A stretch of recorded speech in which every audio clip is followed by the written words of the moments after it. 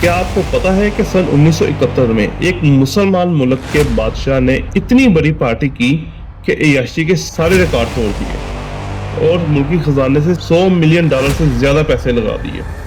लेकिन यही पार्टी इसका तख्त ले हुई। जी बिल्कुल, इस पार्टी के बाद इस बादशाह का तख्त उल्टा दिया गया था।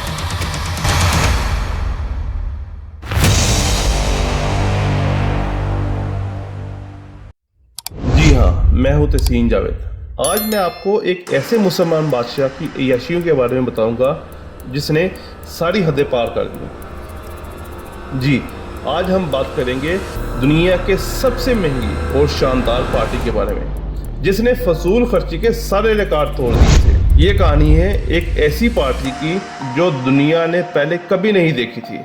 इस पार्टी में दुनिया के बेस्ट खाने, luxury dinner, 5 star accommodation, European deportation और सबसे इम्पोर्टेंट पार्टी के गेस्ट शहनशाहों से लेकर बादशाह तक, प्रेसिडेंट से लेकर प्राइम मिनिस्टर तक 65 मुल्कों के हेड्स इस पार्टी में शामिल थे।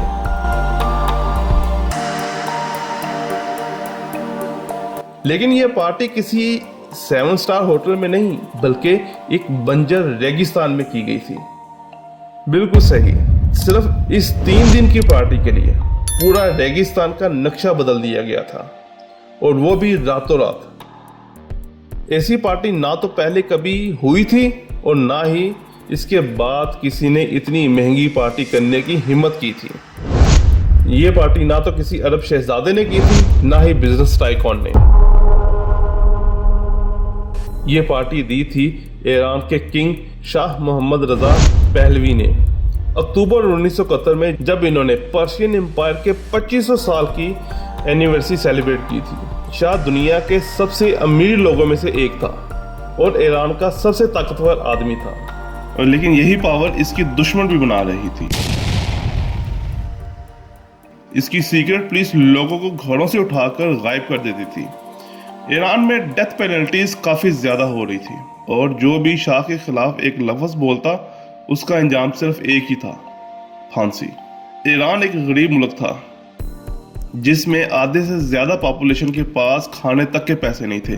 पानी, मेडिकल और एजुकेशन की हालत बहुत बुरी थी, लेकिन किसी में आवाज उठाने की हिम्मत ही नहीं थी। इसके बावजूद शाह ने डिसाइड किया कि वो एक ऐसी ग्रैंड पार्टी करेगा जो दुनिया में ईरान की इमेज बदल देगी।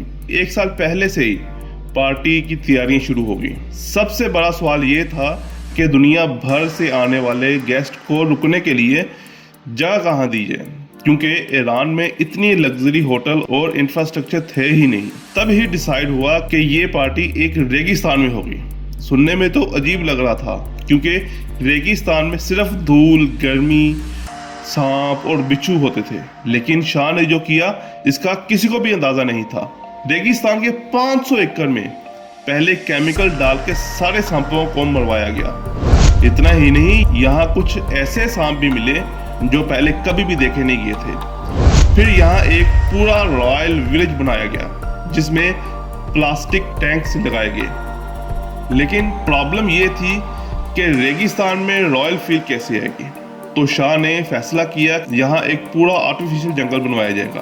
पहली बार हिस्ट्री में रेगिस्तान को फॉरेस्ट में बदलने का डिसीजन लिया गया। सिर्फ 3 दिन की पार्टी के लिए 4000 एकड़ में मिट्टी डलवाई गई, 15,000 झाड़ और प्लांट्स इंपोर्ट किए गए। ईरान पहले से ही पानी की शॉर्टेज का मुकाबला कर रहा था, और ऐसे वक्त में रेगिस्तान को फॉरेस्ट बनाना पागलपन था। लेकिन शाह चाहता था कि इसके गेस्ट एक ऐसा एक्सपीरियंस लें जो इन्होंने सपने में भी नहीं देखा होगा। इसीलिए इसने एक कदम उठाया जो दुनिया को एक बार फिर से हैरान करने वाला था। पूरे 50,000 सोंग बर्ड और 20,000 परिंदे यूरोप से इंपोर्ट करके ईरान मंगवाए गए, जिन्हें फॉरेस्ट के अंदर छोड़ा गया। लेकिन ज्यादातर परिंदे इवेंट से पहले ही मर गए, क्योंकि ये रेगिस्तान था। इस रेगिस्तान में हवा को थोड़ा ठंडा बनाने के लिए पेरिस की एक कंपनी के साथ कॉन्ट्रैक्ट किया गया, जिन्होंने यहाँ एयर कंडीशनर लग्जरी फ्लैट्स बनाने का काम शुरू कर दिया। हर एक स्वीट में 2 बेडरूम, 2 बाथरूम, 1 सेटिंग रूम और 1 किचन बनाया गया। और प्लान ये था कि हर स्वीट के साथ 5 खिदमतकार 24 घंटे अवेलेबल होंगे। ये लग्जरी स्वीट पेरिस से डिजाइन कराए गए थे और फिर मल्टी शिपमेंट के जरिए ईरान भेजकर असम्बल किए गए। टोटल 50% को 160 एकड़ एरिया में सिर्फ कुछ महीनों में बनाया गया।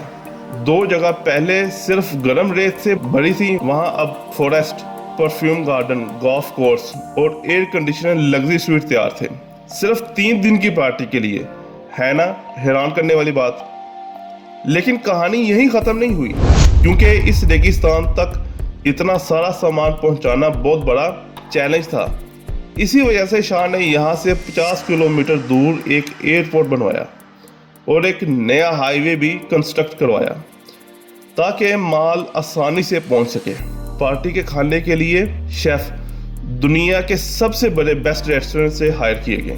पेरिस का फेमस रेस्टोरेंट मैक्सिम्स इस इवेंट के लिए 2 हफ्ते के लिए बंद हो गया था और इसके शेफ्स और वेटर को पहले ही ईरान भेज दिया गया था। इस पार्टी में सिर्फ फूड और ड्रिंक्स का बजट आज के टाइम के हिसाब से $50 मिलियन था। और अब आती है सबसे इंटरेस्टिंग बात, ये पार्टी खत्म कैसे हुई और ईरान पर इसका क्या असर पड़ा।